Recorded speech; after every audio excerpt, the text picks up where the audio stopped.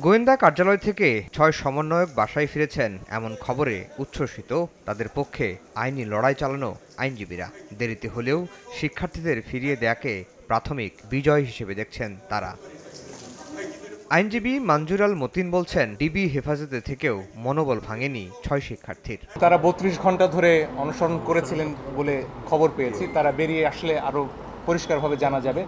এবং আমার আসলে আমাদের জাতীয় কবি কাজী নজরুল ইসলামের কথা মনে পড়েছে। পত্রিকায় তার লেখার জন্য তাকে আটক করা হয়েছিল, আপনারা জানেন, আনন্দময়ীর আগমনে কবিতার জন্য। তারপর ৩৯ দিন তিনি অনুসরণ করেছিলেন, হার মানেননি। আমাদের সন্তানরাও হার মানবে না। এবং এই ৬ জন কিন্তু শেষ নয়, এর বাইরেও আরও অনেককে আটক করা হয়েছে। অনেক জায়গা থেকে নারীদের আটক করা হয়েছে কোনো নারী পুলিশের উপস্থিতি ছাড়া, সে অভিযোগ আমরা পেয়েছি।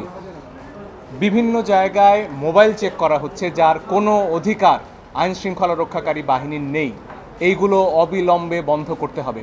আজকে আমার স্ত্রী আমার পাশে রয়েছেন, তিনি একটু আগে ঢাকা বিশ্ববিদ্যালয়ে যাওয়ার চেষ্টা করছিলেন।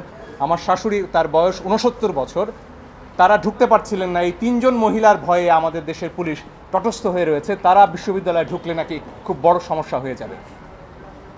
এই বাধা কেন? আমার স্ত্রী, আমার সন্তান, তারা কেন শান্তিতে নির্বিঘ্নে আমার রাস্তায় চলাচল করতে পারবে না? এটাই আমাদের প্রশ্ন।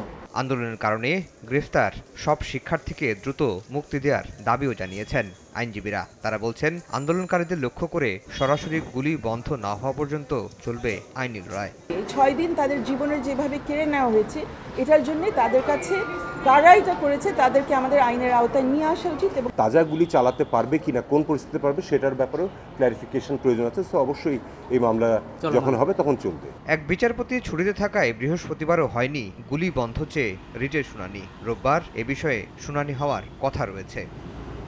আফজাল হোসেন, সময় সংবাদ, ঢাকা।